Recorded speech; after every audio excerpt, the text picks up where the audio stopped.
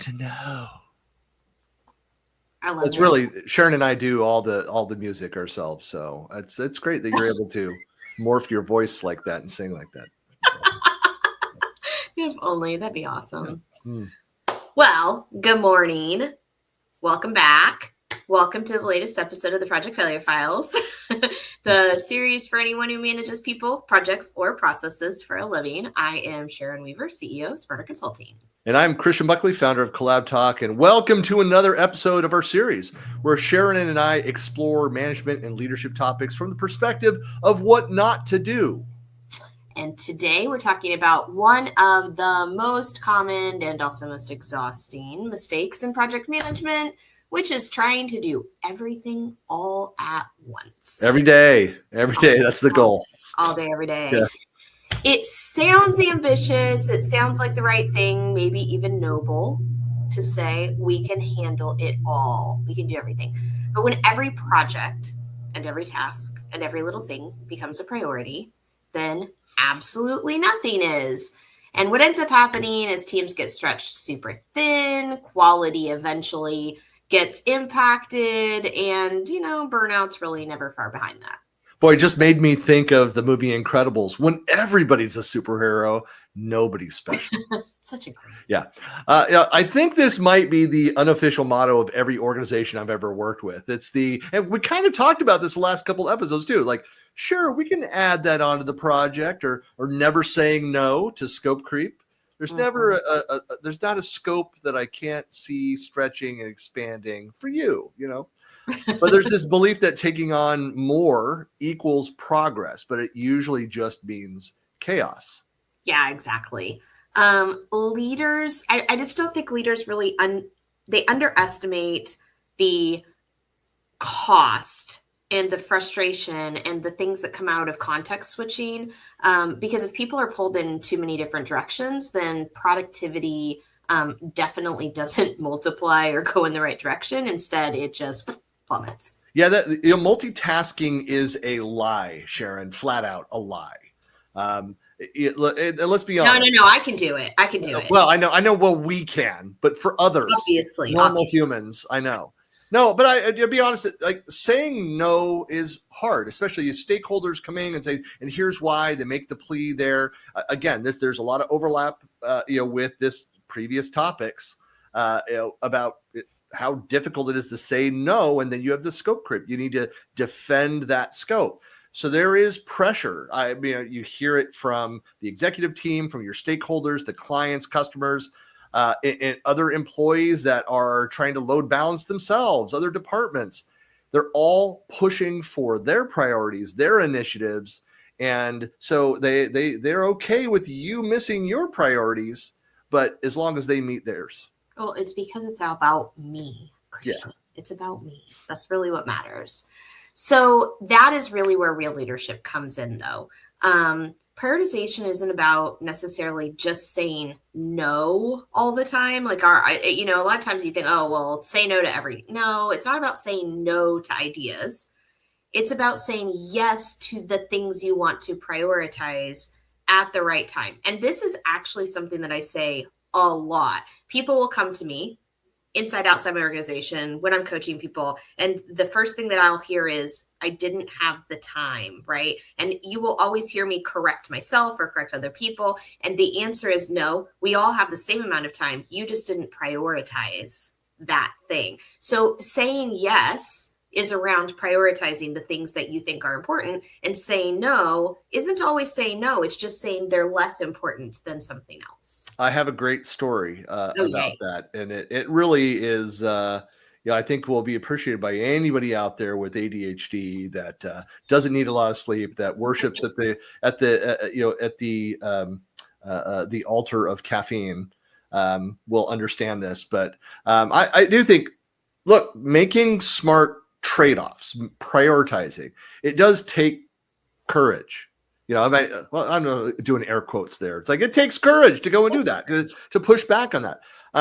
You need data. You have to have alignment. You need to be able to back it up and say, here's why, explain that. And most people, if you push back, but you explain, hey, here's what's going on, then they're understanding. So it's all about that communication and why certain projects, certain requests may not fit. Like they may fit with the overall scope, but at least not right now. Like look at the projects we have going on. Transparency is great that way. You say your priority is below all this, and there's a bunch of projects that are in front of it that are a higher priority. We can agree they're a higher priority. We don't even have people working on yet because we're doing this stuff, which is even higher priority. So again, people recognize that. You need to give them a chance to recognize that, okay, this should be a lower priority. Yeah. Well, and it also takes discipline. A lot of this is not just prioritizing, but it's having structure around that prioritization. Because if you don't have a clear roadmap or a portfolio strategy, then basically everybody just ends up firefighting instead of having a plan and working together on a plan that is ultimately going to help them focus on something that is meaningful and organized. Yeah, the real irony is that when everything is urgent, nothing happens efficiently, nothing moves forward. You stop seeing progress, which can discourage people in other ways. It causes a lot of problems. Teams just spin, people burn out. They're like, what's the point? What are we doing here? Yeah, it's funny because I was just having this conversation with a client this week. So we'll have to discuss that later. Because ultimately, and this is what we talk about a lot, is balancing priorities and resources becomes essential. And if you're not doing that well, I mean, that's kind of the thing that'll kind of throw you off the edge, right? Because ultimately, then you can't do as much, right? Because if you're organized and you're structured and you balance what you need to do with who needs to do it, you're going to get more done. Otherwise, you're just going to basically keep turning and doing a lot of the same stuff over and over and over, and you're never really going to accomplish much of anything. Yep. Amen to that. Yeah. Less multitasking, more meaningful work, priorities. That's why I for years and years, I worked in project and portfolio management. Portfolio management is all about having that bigger picture of this project in relation to the 30 other projects that are happening within our organization and having a balanced approach. So as always, I know we're going to dig into some of those stories. It should be an interesting conversation. And as with every episode, please share your feedback, share your comments. Sharon and I just came up with like 3 or 4 ideas for future episodes before we started recording this. Before this morning we got started. So happy to call people out that share ideas with us. Share your experiences. If there are scenarios that we didn't cover, you think are important to this topic, let us know down in the comment section. And always, always, always tell us the fun ones. Of course, the fun ones. All right, let's get started with some definitions. Yeah, I think of this, again, trying to do everything at once. It's a cultural thing. It's an organizational habit of that might be too many initiatives simultaneously. I think what's more realistic is that there's a bunch of projects that are official, that are out there, that have scope. And then they don't think of like, well, one more thing. Oh, just this one-off thing, and these other tasks, or help with this other thing that's pulling people away from those priorities. And so when you have, especially if you have individual contributors that don't want to say no to the boss, to their manager, or to the executive that's come and might be 2-3 levels above their manager and says, hey, I need your help with this thing. What are you going to say? No? Like, you need to talk to my boss? Yeah. Yes, you're going to say no. You say that's not on my list. but a lot of these things we don't. This is just the skill, Sharon, that we need to get better at being able to, on the fly, ad hoc, assess bandwidth, the orchestration of the various tasks, the prioritization, kind of run through that, make that a skill. So that you say, it's almost like having an elevator pitch. Somebody comes and asks you to do something that's out of sequence with what you're given to do. And you say, here's what I'm working on. Here's the things, here's the priority. Where does this fit? Do you understand? Are you going to take accountability on this? I'm happy to help you, but it seems that this is a lower priority than these things. Would you agree? Like, I don't know, something like that. Develop that skill with your folks. Yeah, I once took like a 2-day workshop. So I did a Scrum Master training a long time ago, and I did a 2-day workshop on estimating an effort. And that's exactly what they taught us to do, essentially, is like basically understand what your actual throughput is and then figure out how to manage priorities around that. But I think it is a skill. And I think, when we talk about the definition of what this means, essentially, it's the lack of that skill. It's the lack of discipline. It's the lack of systemic structure, right? Around what are the things that I need to do? What is the order I need to do them in? And understanding the total effort. I mean, we're not going to talk about effort specifically today. I don't know if we have that on the list somewhere, but effort would be a good topic. Like estimating, managing, and planning effort in general. But if you have no idea what your average effort throughput is, if you have no idea what you can accomplish, and if you are not metricing any of that, then what will end up happening is that you will have no idea. You're just going to do whatever pops up in front of your face every single day. That's why so many organizations that, again, having worked in project and portfolio management, a big part of that, and working with organizations that are attempting to measure and document, measure, track and predict time to completion of similar projects. I mean, it's always easier when you think of like the manufacturing line and how many products do we put out at the end of that. Like that's one way of looking at it, but you can have that kind of operational mindset around project management. If you have a certain set of services, common services, things that we do, you get better and better, as you know, over time to estimate, hey, here's what it really is going to take to do this project. But I mean, the fundamental problem is trying to do everything at once. It feels productive in the moment, but it's really just chaos in disguise. So every project is a priority means nothing is a priority. Focus isn't about doing less work. It's about doing the right work and having the right level of attention on that work. In fact, I would say organizations and teams that are productive actually have a worse case of this than teams that are less productive and less motivated. Because if we talk about, like people who are disengaged, for example, they're not doing as much work. They're only dealing with things that are on fire on purpose because they're like, how much can I get away with where I don't have to do anything? Productive teams actually have more of this problem because they're so excited and they're so engaged and they're so working on things that it's generating all of this great work. And to your point, it's not for a lack of ambition. It's just a lack of focus and priorities. Yeah.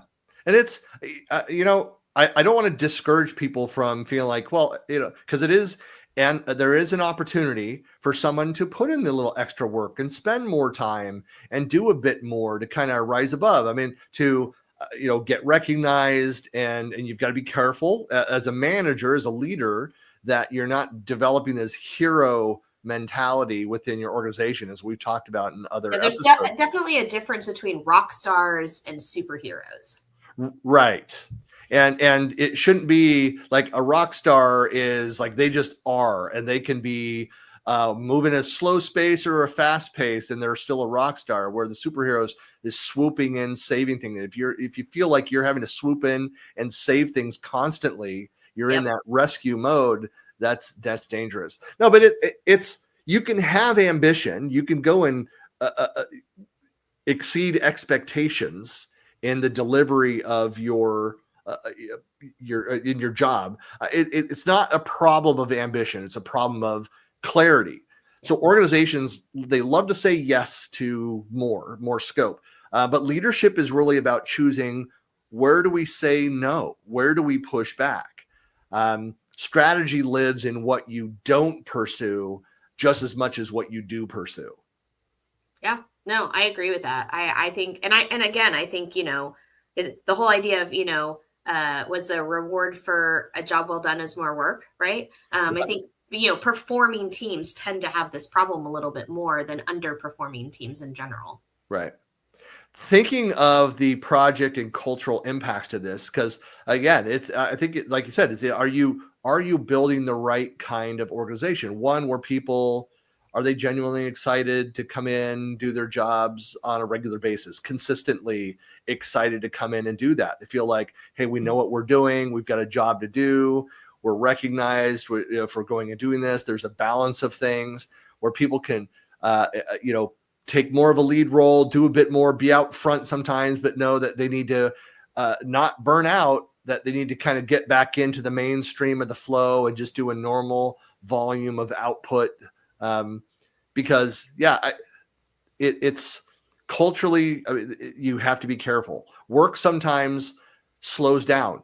There are times where it's hot, where suddenly, we are experiencing this, where there is the doldrums, it's slow, you're waiting for agreements to be signed, all that. And then suddenly, projects that came in and you were pretty sure would be staggered so that we could properly load balance people across these projects all start at the same time. Of course. With condensed timelines. I would expect nothing less than that, right? And I think, culturally, I love a good analogy. And culturally, I think about it in the idea of, if I go to the batting cages, I used to do this, all the time when I was younger. You go to the batting cages and they have the batting machine, where that shoots the balls out. And, it's one at a time. You're like, and it doesn't matter what sports you're playing, whether you're hitting tennis balls or hitting baseballs or whatever, like they're shooting one ball at a time and you have time to hit it. And you're like, yay, this is awesome. Somebody speeds up that machine, to make you kind of drive a little harder and practice a little harder. How long can you handle that before you're like, okay, I'm getting kind of exhausted? Now imagine if there's multiple machines like coming at you, right? I think culturally what ends up happening is that, again, just because you have good employees that are really productive and getting things done doesn't always mean that they can handle an onslaught of things kind of coming their way. And so thinking about this culturally, they can get worn out, they can get overwhelmed, they can get stressed, they can get frustrated, and you can take a once extremely productive, great employee and very quickly turn them into an employee or a team that is like, yeah, we're done. We're not doing this. Yeah. What is that? I was trying to remember the exact model that Michael Scott had in The Office, where he says, I sent a text when I said urgent plus, like that's really important. If it's urgent plus, then it's like when you have time for it. If it just says urgent, it's not important at all. Just never mind,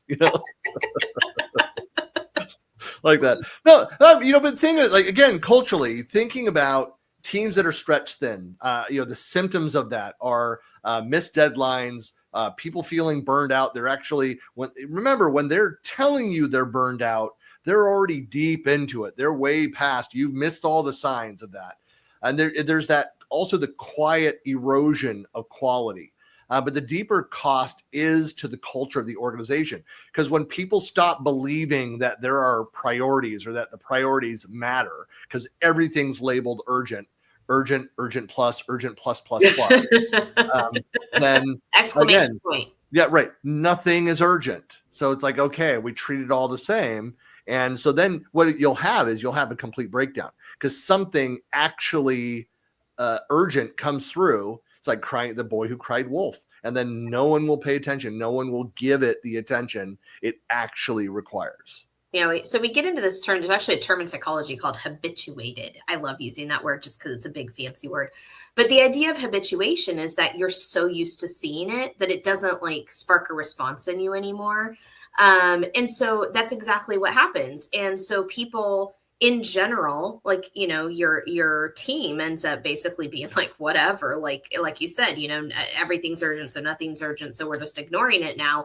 And the worst part of this is a lot of team members will just be like, all right, what are the 3 things I need to check off? And not only are they not going to do more, they're not going to look for more. They're not going to be innovative. They're not going to come up with good ideas. They're not going to be creative. What they're going to do is say, what is the absolute bare minimum that I can handle today to get to tomorrow?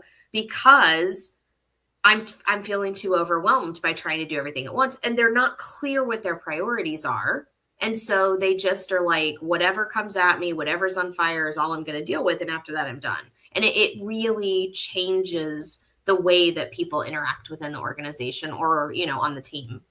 I was just thinking as you were talking about that, it made me think of kind of the opposite of doing everything all at once is like it's a goal in a positive way, but is having the goal of trying to work yourself out of a job. Oh, yeah. Yeah. I think that would be a great topic. So I wrote it down. We're going to do it, folks. It'll be a future episode.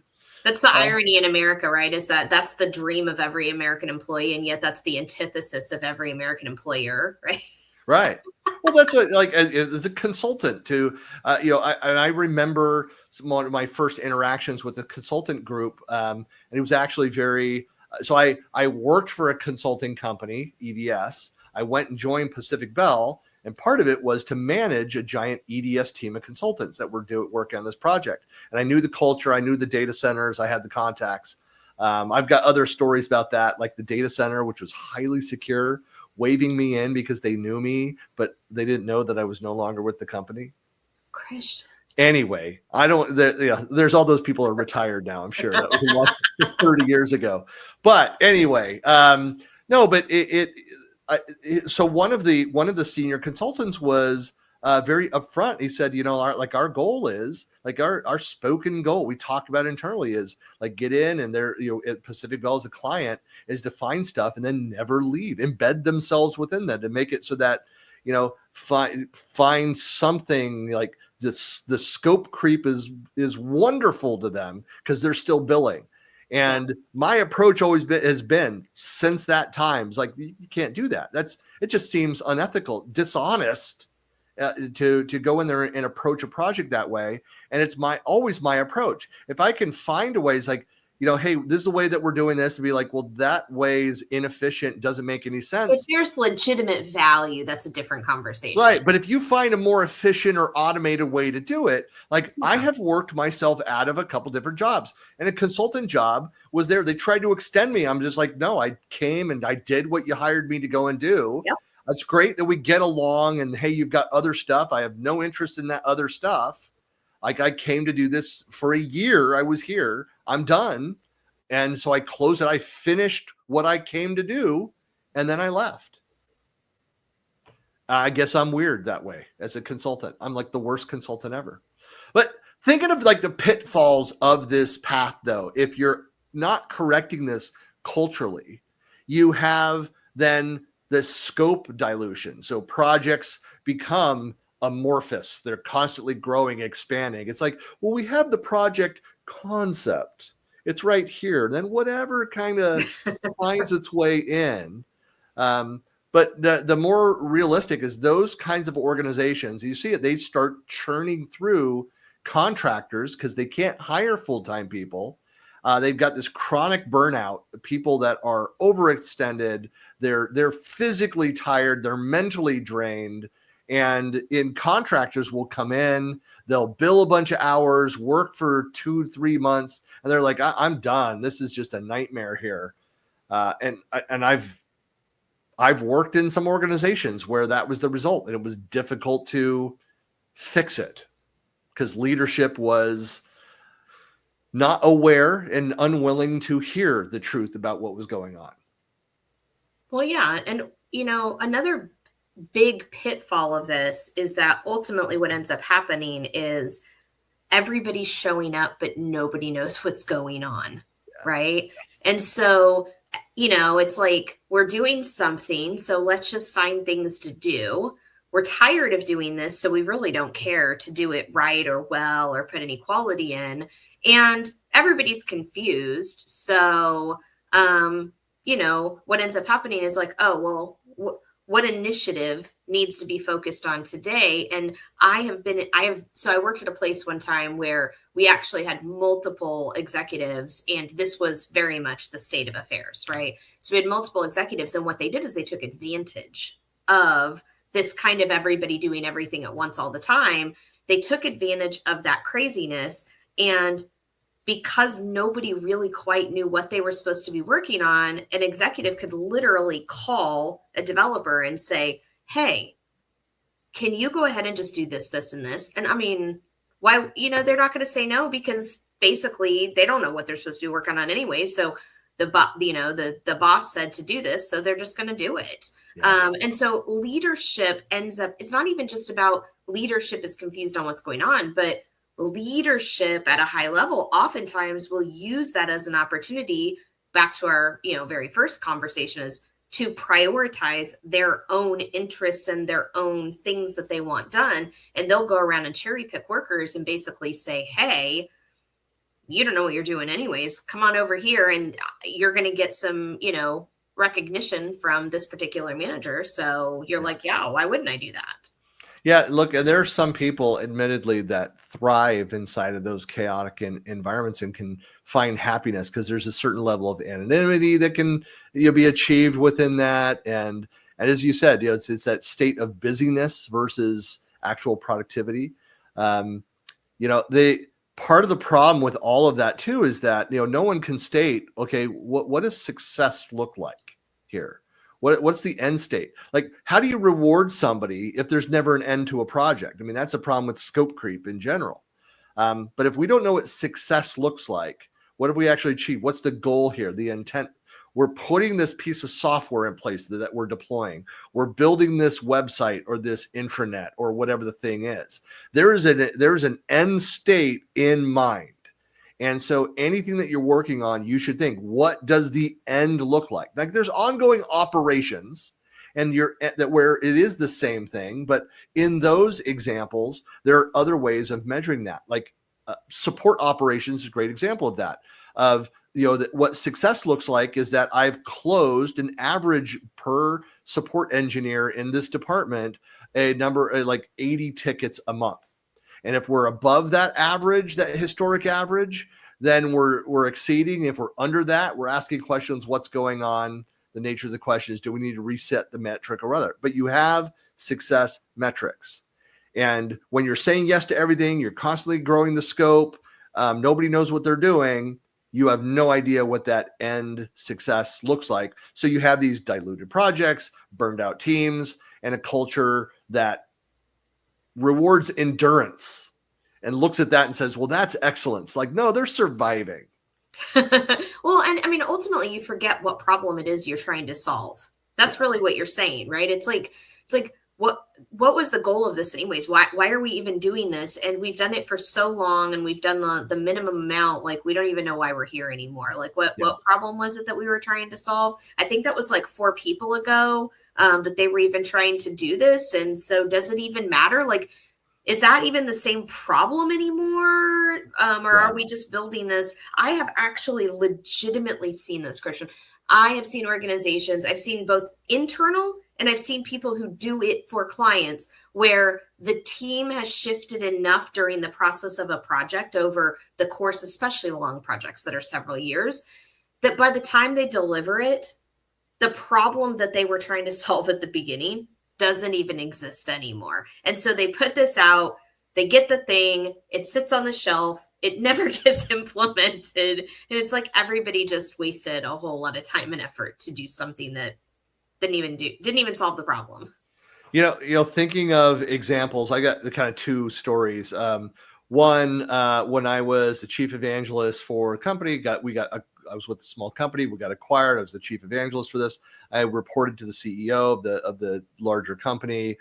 And remember, I'd been there about 6 months or so. And we had like a one-on-one, and I was largely self-managed in there. A lot of the stuff, there was not a question of output, of volume of output, but he said, what are you working on? And it was something like, it was just over 30 things that I was working on that month. And he's like, you need to prioritize those things. What are like the 5 things? And I said, no, I'm going to get all the 30 done. He's like, look, you're probably going to do a few more. And it's great to have kind of stretch goals.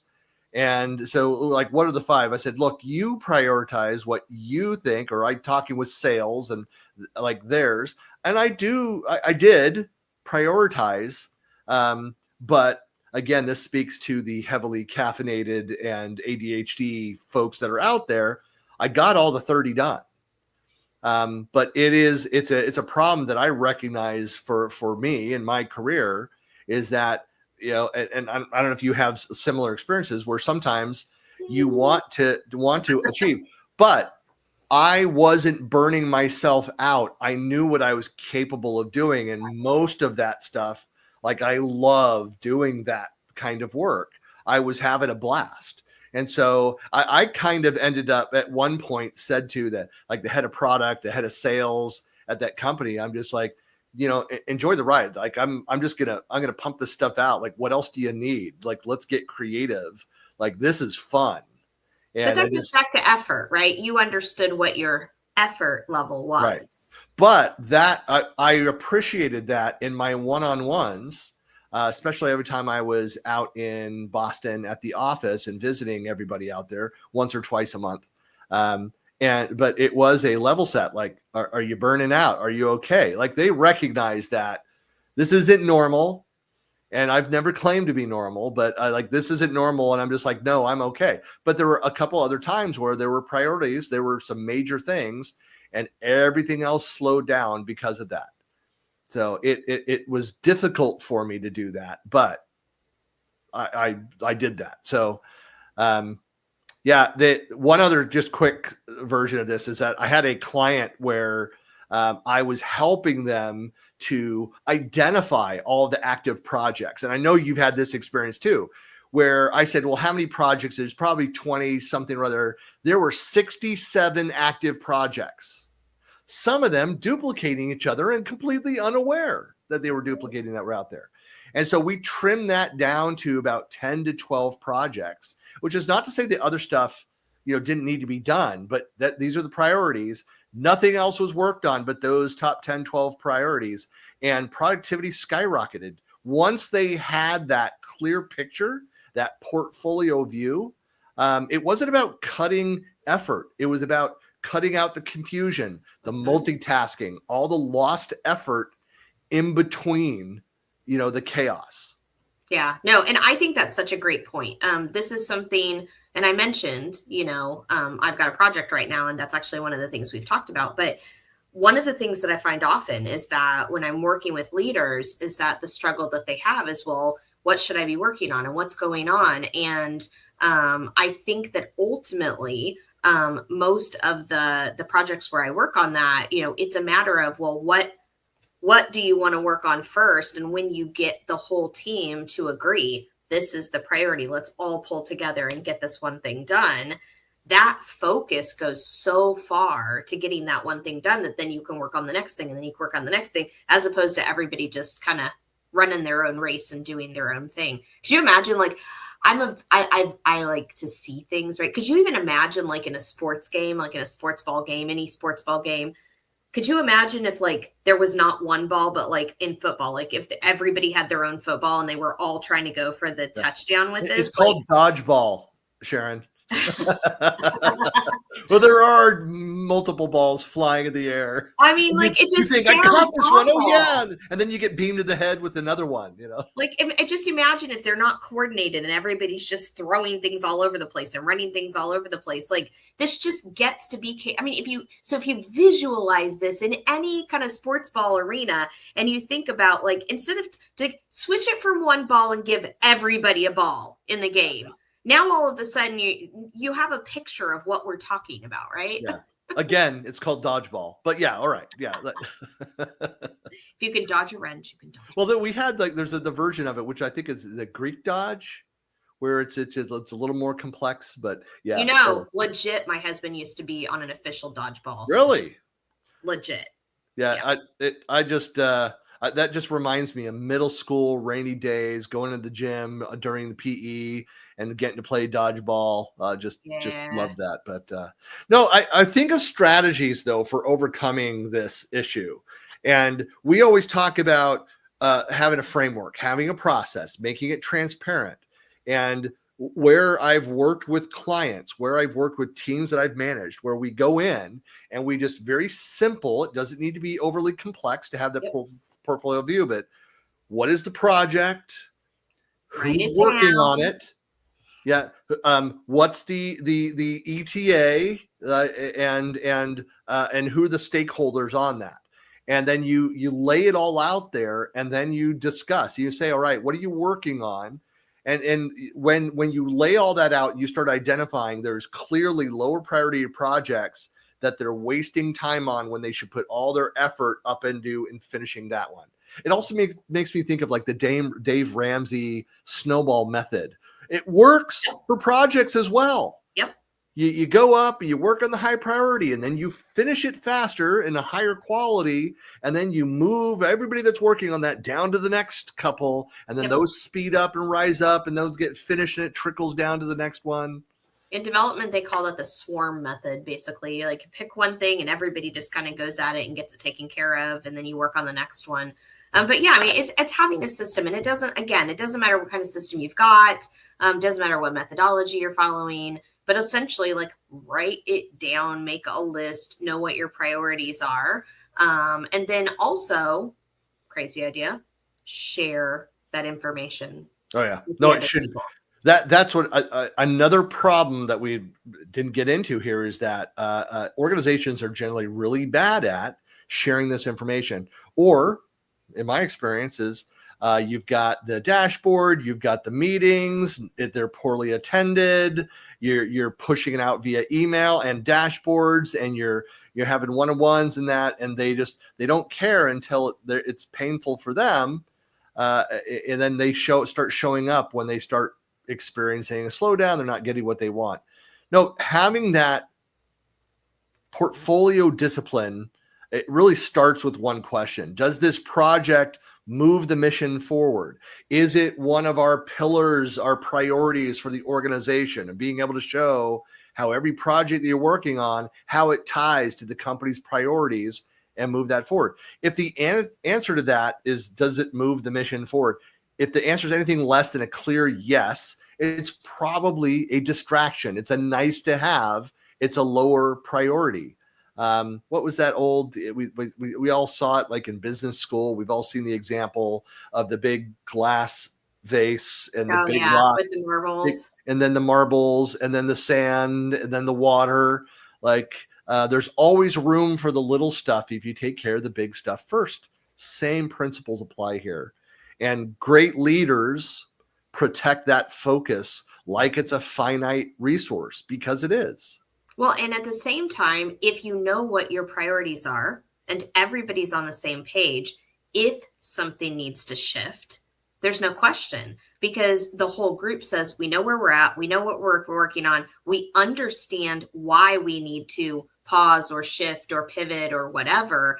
And I think in general, it tends to be a little bit easier if everybody's on the same page and everybody knows what the priorities are. We're going to pause this, work on this, and then we're going to come back to our priority. But if you don't have that clear vision of everybody knowing what's going on, getting somebody to kind of shift is like, stopping the whole thing at once is a lot harder. If it's part of your culture where you're discussing that, because the best teams, they do that load balancing all the time. They have capacity maps. They're getting together on a regular basis, prioritizing the various projects, and they're sharing all of that data. So that when everyone can see the workload, can see the trade-offs, see the reasoning why their project they want to work on is lower priority, where it fits.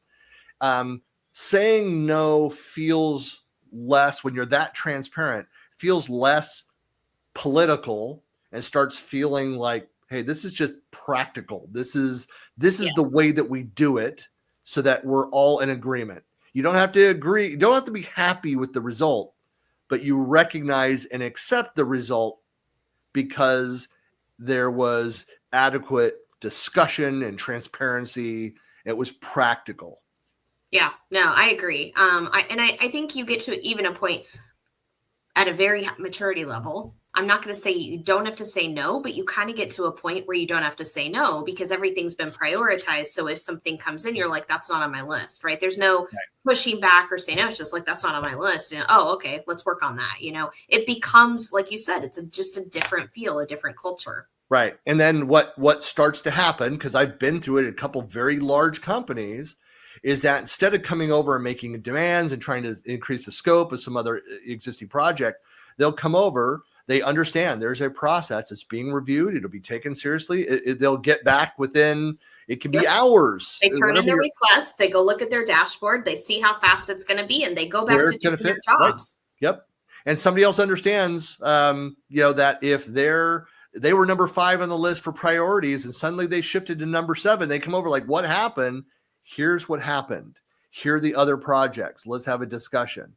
And likely you wouldn't push back starting on a new project without having talked to those stakeholders. Hey, here's what's going on.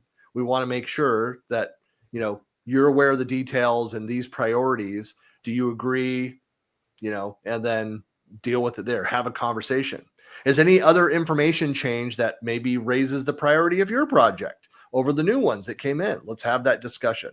And it's a dynamic thing where I think that's the hard part about portfolio management is every day you're tweaking it every single day.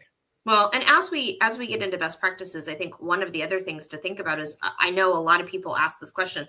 Yeah, but you don't understand. I can't stop the crazy to start doing that, right? It's this shift over.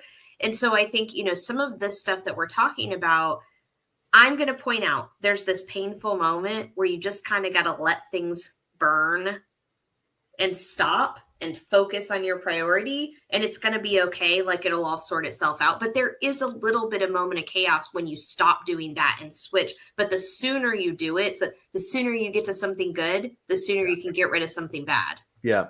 Well, I think I like to leave a little bit of buffer space in there to violently shake somebody that needs it, but no, agree. No, I think, best practices here to what to go and do too is, I think we're agreed. Having that portfolio view, that review board on a regular basis, like we're doing it a couple times a week. We're going through. It's daily if needed. Sometimes if there's a lot of chaos going on, suddenly there's new requests came in. Say, hey, we've got a 30-minute standing meeting for this because a bunch of stuff just changed, so we need to go through that.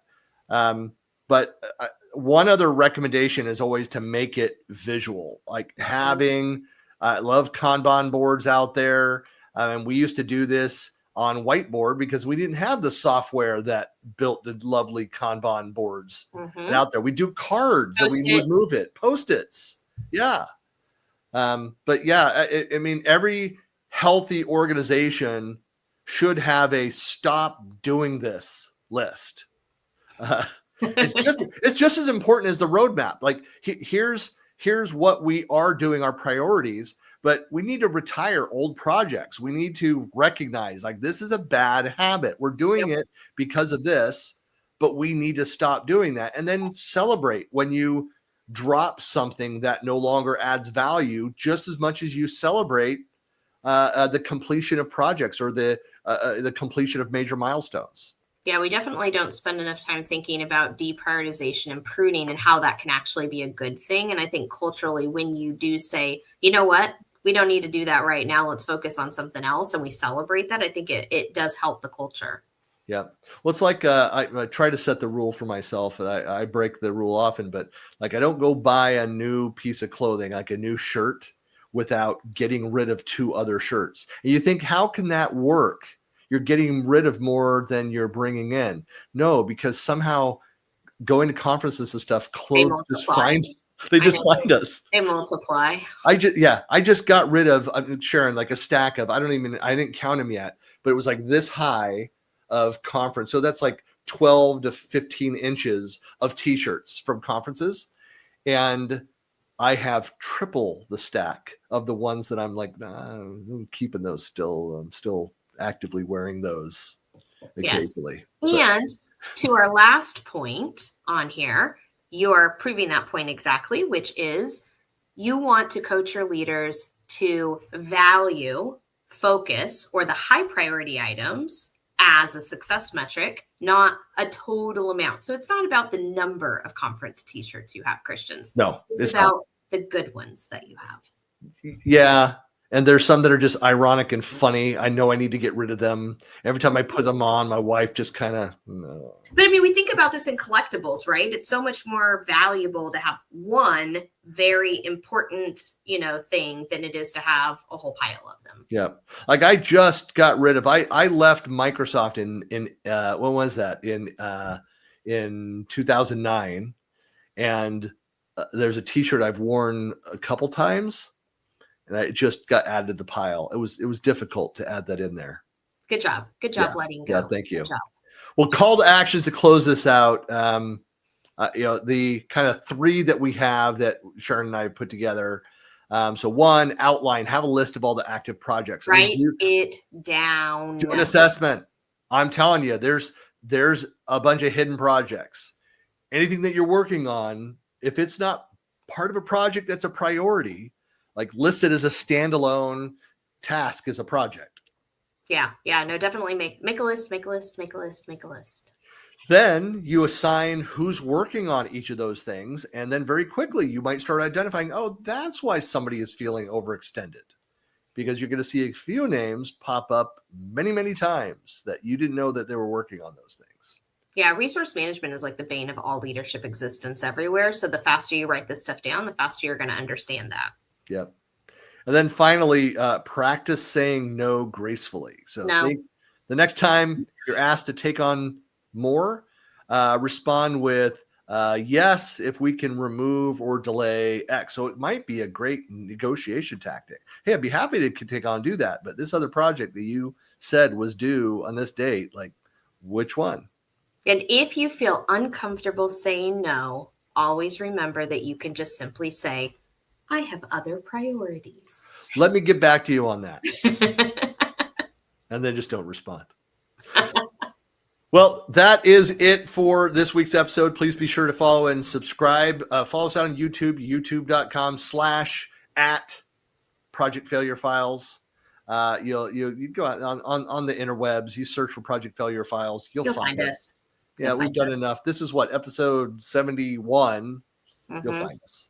There's a lot out there. But thanks for watching, and we'll be back next Monday, always at 9 a.m. Pacific. See you then, I guess. All right. What's the success metric on this one, Sharon? I don't know.